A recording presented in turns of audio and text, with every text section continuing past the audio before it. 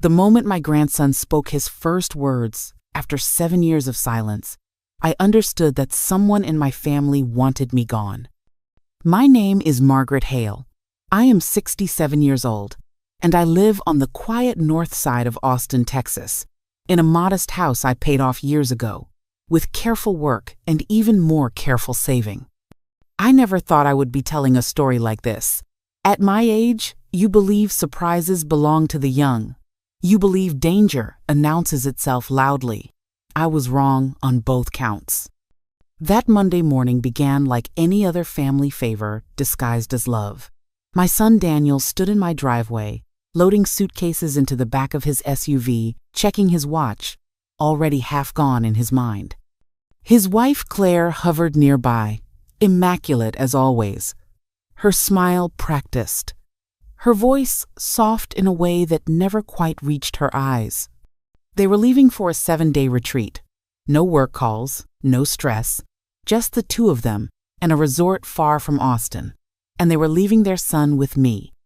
Noah was 7, small for his age, dark eyes that missed nothing, officially nonverbal since toddlerhood. Doctors used phrases like limited communication and developmental delay. Over the years, those words hardened into facts no one questioned anymore. No one except me. I loved that boy fiercely. Caring for him exhausted me, yes, but it also gave my days meaning. Silence does that. It makes you listen harder. It makes you notice things others overlook. "Are you sure you can manage a whole week?" Daniel asked, not for the first time. His tone carried concern, but also relief, the kind people feel when responsibility is being passed along.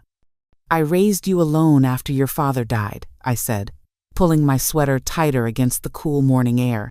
"I can handle my grandson." Claire stepped closer and placed a small box on my kitchen counter before they left. Inside were neatly arranged tea bags, each one labeled in her tidy handwriting. "Herbal blend for sleep and blood pressure. Drink one every evening. It helps with memory, too." She said it lightly, sweetly, as if it were a gift.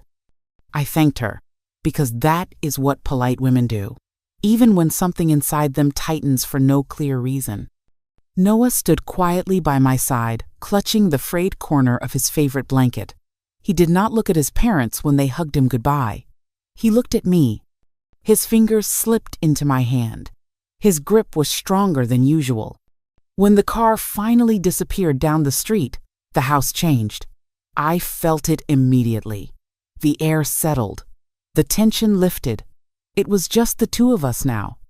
7 days, I said gently to Noah as we went back inside. "Just you and me." He looked up at me then, really looked at me, and for a brief second, something passed between us. Awareness, intention, almost like a question waiting to be asked. Then he turned away, sat on the floor, and began lining up his toys as he always did. I told myself I imagined it. I would soon learn that imagination had nothing to do with it. The first few hours passed quietly, the way I expected they would. Noah sat on the living room rug, arranging his toy animals into precise lines, adjusting them again and again until they felt right to him. I worked on a crossword at the dining table, listening to the familiar sounds of the house settling. Without Claire's constant instructions and reminders, the place felt softer, almost kinder. Around mid-morning, I decided to make tea. It felt silly to avoid it right away. Claire would notice if I didn't touch the box all week. Besides, I told myself, I was being paranoid. She might be controlling, but poisoning me was a dramatic leap even for my imagination. I filled the kettle and placed one of the neatly labeled tea bags into my favorite mug. As the water heated, a faint smell drifted upward. Chamomile, yes, but also something sharper, medicinal, like the inside of a clinic. I hesitated. For a moment, I stood there staring at the steam, telling myself not to be ridiculous. Age does strange things to suspicion. You start seeing danger where there is none. That was when I heard movement behind me. Not the soft patting I was used to, but deliberate steps. Slow, careful. The kettle clicked off. I lifted it, poured the water, and watched the liquid darken far more than chamomile ever should. Then came the sound that stopped my heart. Grandma. It was quiet, almost a whisper, but it was clear, perfectly formed. Do not drink the tea. My hand jerked. The mug tipped, sloshing hot liquid onto the counter. I turned so fast I nearly lost my balance. Noah stood in the doorway. He was looking straight at me, not past me, not down at the floor, at me. Grandma, please, do not drink that. The room felt suddenly too small, the air too thin. My ears rang as if I had stood up too quickly, except I had not moved at all. Noah, I said, or tried to. My voice came out weak. Did you just speak? He nodded. A simple motion, calm, as if this were the most natural thing in the world. My knees gave out and I sat heavily in the chair by the counter. For 7 years, I had imagined his voice, high or low, soft or rough. I had imagined first words, first sentences, moments that never came. And now, here they were, arriving all at once, without warning. You can talk, I whispered. Yes, Grandma. How long? He looked down at his hands, twisting the fabric of his shirt. A long time. Something in my chest cracked open. Joy tried to rush in, but fear got there first. Why didn't you tell anyone? He stepped closer, his small face tight with something no child should carry. Because Mama said I must not. She said if I talked, bad things would happen to you. The words landed slowly, one after another, each heavier than the last. I looked at the mug on the counter. The dark tea steaming quietly as if nothing were wrong. My heart began to pound harder, faster. What do you mean, bad things, sweetheart? Noah swallowed. Mama put something in the tea, something that makes you sleepy and confused. She said if you drank enough, you would stop waking up. The mug slid from the counter and shattered on the tile. I barely noticed. All I could see was my grandson, standing in front of me, finally speaking the truth he had been forced to bury. And I understood then that the silence I thought defined him had never been his weakness. It had been his prison. For a long moment, neither of us spoke. The only sound in the kitchen was the faint ticking of the clock above the sink and the slow drip of tea spreading across the tile. I stared at the shattered mug as if it were proof that the world I thought I lived in had just broken apart. I pulled Noah toward me and wrapped my arms around him. He was warm, real, breathing. Not a vision, not a dream brought on by age or stress. You do not ever have to be afraid to talk to me, I said, my voice shaking despite my effort to keep it steady. Never. He leaned into my shoulder, stiff at first, then slowly relaxed.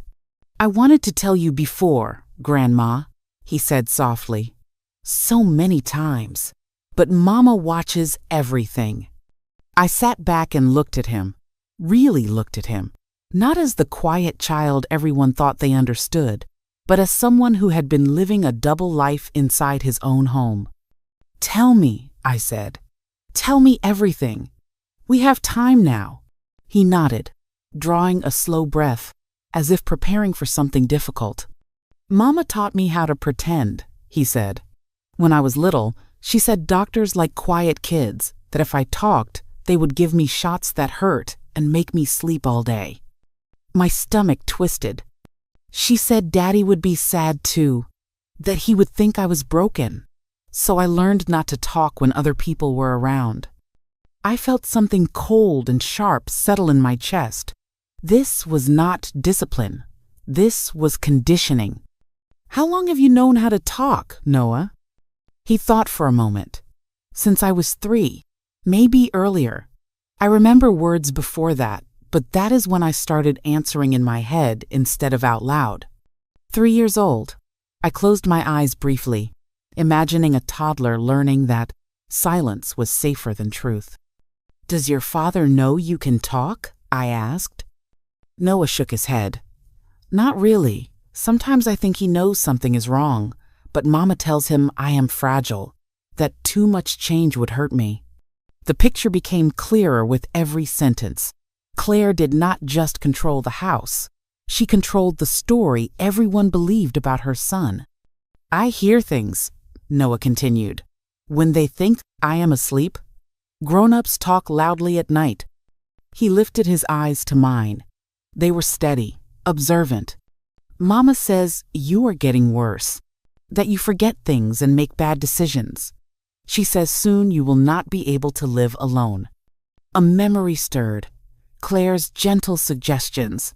"Maybe you should write things down. Maybe it is time to think about help." I always thought she was being considerate. "When did she start putting things in my tea?" I asked quietly. Noah did not hesitate. "About 2 years ago." My breath caught. "That is when you started falling asleep on the couch all the time," he said, "and forgetting words. Mama said it was normal, that old people fade." Old people fade. I felt sick. "She crushes pills," Noah added. "Very small. She puts them on the tea bag so you will not see them." My hands curled into fists in my lap. "Why tell me now?" I asked, though I already sensed the answer. "Because they are gone," he said. "And because yesterday I heard Mama on the phone. She said this week needed to be stronger, faster." He looked at me, fear flickering across his face. "Grandma, I did not want you to disappear." The room felt unbearably quiet again, but this time it was not peaceful. It was the quiet of realization. My grandson had not been silent because he could not speak. He had been silent because he was surviving. I did not cry. That surprised me later. When I thought back on that moment, I had expected tears, shaking, some kind of collapse. Instead, a strange calm settled over me, the kind that comes when fear finally has a shape. Care would have been messy. Care would have been inconsistent. What Noah was describing was neither. It was a plan. I poured the ruined tea down the sink, rinsed the mug shards into the trash, and wiped the counter clean with slow, deliberate movements. Noah watched me closely, as if measuring whether I would fall apart. I would not give Claire that satisfaction, even in her absence. "Tell me about the phone call," I said once we were seated again at the table. Noah folded his hands the way he did when he was concentrating. Mama was in the bedroom packing. She thought I was playing with my trains. She put her phone on speaker. He paused, then continued, repeating the words with unsettling accuracy. "She said you were lasting longer than she expected, that the pills worked but not fast enough. She laughed a little and said this trip was perfect because no one would ask questions." My chest tightened. "Did she say anything else?" "She said she made the tea stronger this time, enough that you would not wake up after a few days. She said Daddy would finally be free." Free? I tasted the word like something bitter on my tongue. "Did your father say anything?" I asked. Noah hesitated. That told me more than words. He said it made him nervous. He asked if it was safe.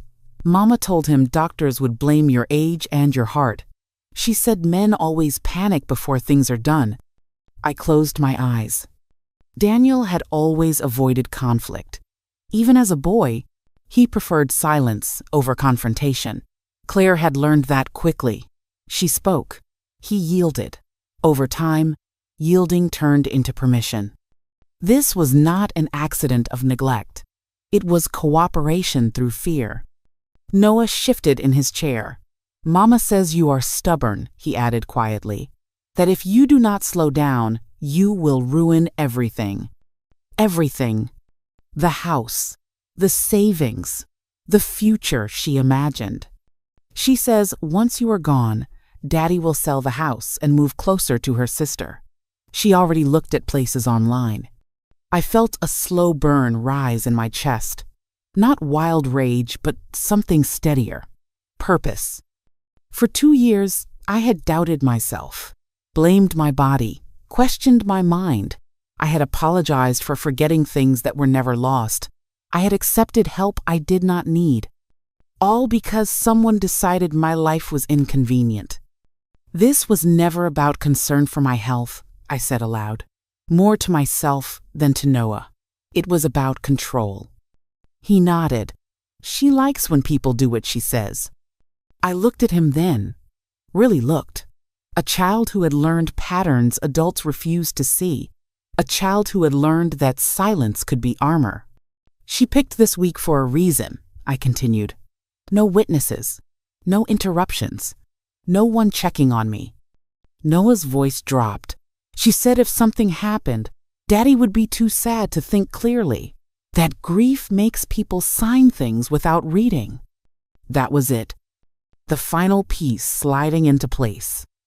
Claire had not just planned my death. She had planned what came after. The paperwork, the money, the story everyone would tell themselves so they could sleep at night. I reached across the table and took Noah's hands. Listen to me very carefully, I said. You did exactly the right thing. You saved my life. His eyes filled, but he did not cry. What happens now? He asked. I straightened my back, feeling something inside me lock into place. Now, we stop pretending I am the only one in danger. Because if she can silence me, I said slowly, she will never stop using your silence too. And this time, we are not going to disappear quietly. We waited until late afternoon. I do not know why, exactly. Maybe part of me still hoped I was wrong. Maybe I needed daylight to face whatever came next. Noah sat beside me on the couch, silent again whenever a car passed outside, his body slipping effortlessly back into the role he had played for most of his life. When the house was still, he stood up. Grandma, he said quietly, now that no one was watching, there is something you need to see. My stomach tightened. What is it? Mama keeps papers in my room. That alone was strange. Claire hated clutter. She hated leaving things where they did not belong. The idea that she hid something in a child's room meant she believed it was the safest place in the house. She thinks I cannot read, Noah added, and she thinks no one ever looks under my bed. We went upstairs slowly. Every step felt louder than it should have, as if the house itself was listening. Noah's room was small and neat, too neat for a 7-year-old. The toys were lined up, not scattered. The bedspread was smooth, tucked tight at the corners. He knelt and reached underneath, pulling out a thin cardboard box. Inside it was a manila folder, thick, heavy.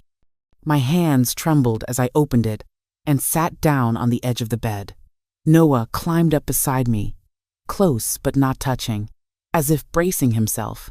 The first page was printed from a medical website. Early signs of cognitive decline in aging adults. Several sections were highlighted. Memory lapses, increased fatigue, confusion, personality changes. I swallowed hard. The next page discussed medication interactions in elderly patients, sedatives, blood pressure drugs, warnings about cumulative effects. More highlights, more notes in the margins. Careful dosage over time reduces suspicion. I felt cold. The third page was worse. Managing elderly relatives when independent living becomes unsafe. There were handwritten notes beside certain paragraphs. Avoid confrontation. Document behavior changes. Control medication intake. Gradual dependency is key. I could barely breathe. Then I reached the last section of the folder. A lined notebook page. Dated entries. Written neatly, methodically. Progress log MH. My initials. January 12, increased dose, slight confusion noticed. March 3, fell asleep, mid-conversation, no resistance. May 18, asked about finances redirect worked. August 7, neighbors commented on decline, stay alert. October 2, accelerate plan during travel window. My vision blurred. This was not concern. This was experimentation. At the bottom of the page, one final line was underlined twice. Projected outcome within 72 hours of increased intake. No name, no emotion, just certainty. I pressed the paper to my chest and closed my eyes. For a moment, I felt the weight of every day I had doubted myself, every apology I had made for being tired, every time I had laughed off my own fear. Noah watched me, his face pale but steady. She checks it sometimes, he said. If the folder is moved, she notices. I took a deep breath and forced myself to think. We will put it back exactly where it was, I said. Exactly. He nodded immediately. I know how. We replaced the folder, slid the box back under the bed, smoothed the blanket just the way it had been. Noah adjusted the toys until they were perfect. Then we went back downstairs. In the kitchen, the sunlight slanted across the floor, warm and ordinary. I leaned against the counter, suddenly exhausted, not from weakness, but from clarity. They were not waiting for me to decline. They were making it happen. I looked at my grandson, this brave, silent witness to a crime that had been unfolding in plain sight. Thank you for trusting me, I said softly. He met my eyes. You believed me. And that, I realized, was the one thing Claire had never planned for. Because now, I had proof. And I was no longer alone. That night, I did not sleep. I lay in my bed, listening to the house breathe, every creak and sigh suddenly sounding deliberate. For 2 years, this place had been my home. Now, it felt like a stage where I had unknowingly played the role Claire assigned me. The confused old woman, the fading mother, the obstacle quietly removing herself. By morning, fear had hardened into resolve. If Claire believed I was declining, then that was exactly what I would let her see. By 9 o'clock, I was moving slower on purpose. I let my hands shake just a little when I poured my coffee. I repeated myself when I spoke to the neighbor who waved from across the street. When the phone rang and it was Daniel checking in from the resort, I let my voice sound tired. You sound worn out, Mom, he said. I smiled into the receiver. I guess I didn't sleep well. There was a pause. Relief, not concern, filled the silence. That morning, after Daniel hung up, I made my first call. Not to the police. Not yet. To my attorney. His name was Richard Levinson. He had handled my estate planning years ago after my husband died. He knew how precise I was, how careful, how independent. When he heard my voice, he hesitated. Margaret, he said gently, are you feeling all right? That alone told me everything. The story Claire had been feeding the world was already working. I need to see you today, I said, privately. And I need a medical referral you trust. There was another pause. Then his voice changed. I'll be ready in an hour. I told Noah what we were doing. He listened carefully, nodding like someone far older than 7. In front of others, you stay exactly the same, I reminded him. Quiet, no words. He exhaled slowly. I know, I can do that. And I would act weaker, forgetful, cooperative. By the time we reached Richard's office, my hands were trembling for real, though not from age, from adrenaline. The doctor he sent me to that afternoon was thorough. No family present, no Claire, no Daniel. Blood tests, cognitive exams, questions designed to catch real decline. I passed them all. But something else appeared clearly. Long-term sedative exposure. Low dose, cumulative. Enough to dull reaction time and memory. Enough to confuse. Enough to make a healthy woman look fragile. The doctor looked at me carefully. "Someone has been medicating you without your knowledge," he said. "Over a long period." I nodded. I already knew. By the time I got home, my hands were steady for the first time in months. Richard called that evening. "This is serious, Margaret," he said. "Criminal. And the child is at risk, too." That was the word I needed to hear. Risk. Not just me. Noah. We began documenting everything. The tea bags, the timeline, the medical records, the folder under the bed. I photographed the evidence and stored copies in places Claire could never reach. All the while, I continued the performance. When Daniel called again, I forgot what day it was. When Claire texted asking if I was drinking the tea, I replied that it helped me sleep so deeply I barely remembered my dreams. She sent back a smiling face. That night, Noah sat across from me at the table, whispering as we planned our next steps. "She's coming back soon," he said. I nodded. Yes, and when she does, she will think she has already won. I reached across and squeezed his hand. But this time, we would be waiting. Not as victims. As witnesses. They came back on a Thursday afternoon. I knew the moment their car turned into the driveway. Noah stiffened beside me, then slipped back into his silence like a mask he had worn too long. I let my shoulders slump and my words slow, just enough to look uncertain. Claire walked in first. She looked rested, sun-warmed, smiling in that effortless way that used to make people trust her immediately. She crossed the kitchen, glanced at the counter, and her eyes flicked to the tea box. I saw the calculation there, the quiet check. "Did you remember your tea every night, Margaret?" she asked lightly. "Most nights," I said, rubbing my temple. "It helps. I sleep so much now." Her smile widened. Daniel followed, tired but relaxed. He hugged me, lingering a second longer than usual, as if confirming something he wanted to believe. "You look pale, Mom," he said. "I suppose that happens," I replied. "At my age." Claire's phone buzzed. She checked it, then looked up.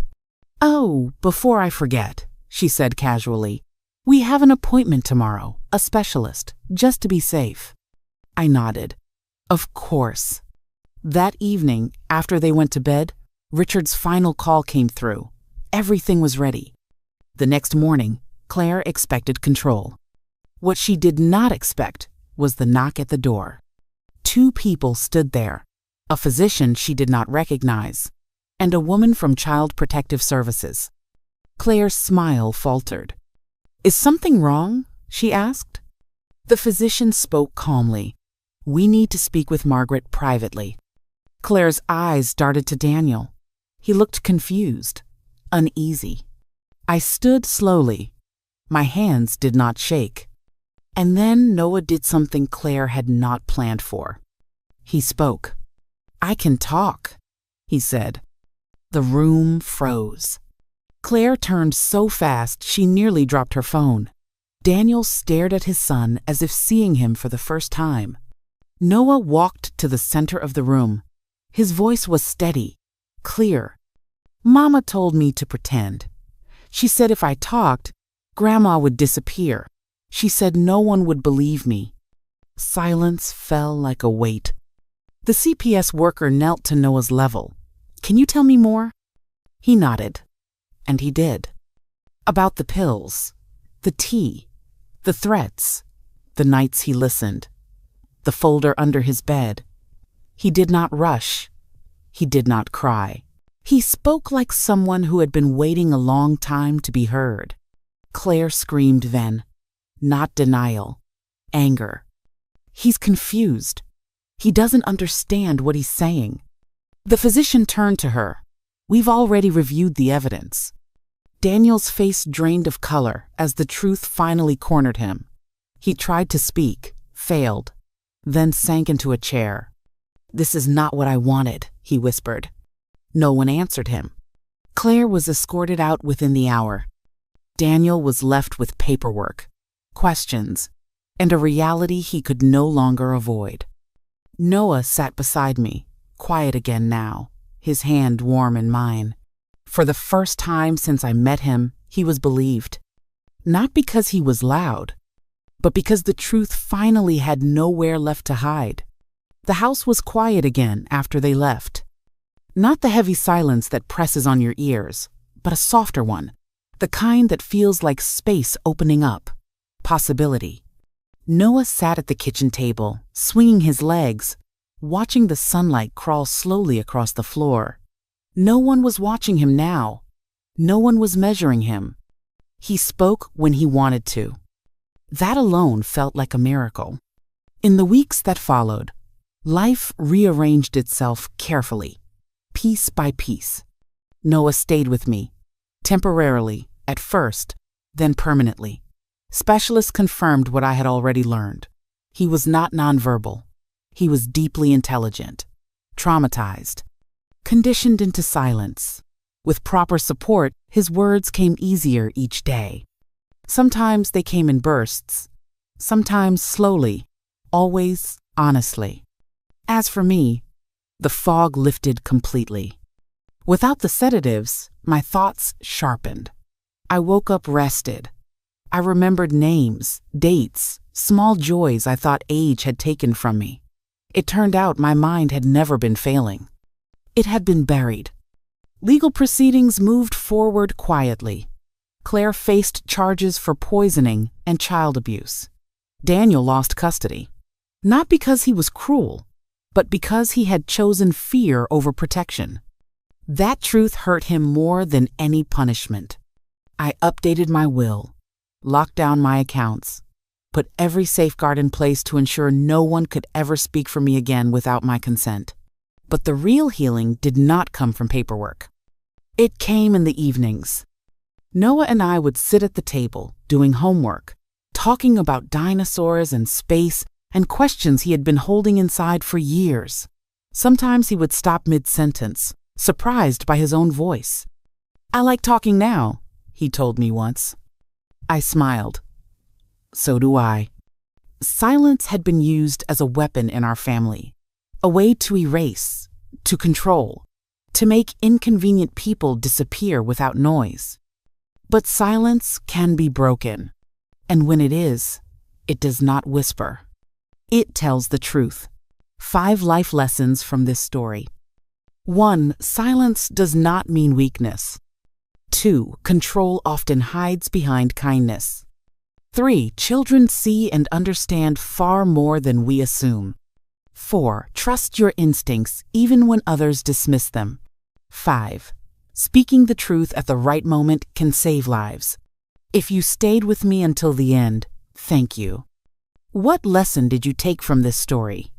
And what city are you watching from? Please like, share, and comment so this story can reach others who need to hear it.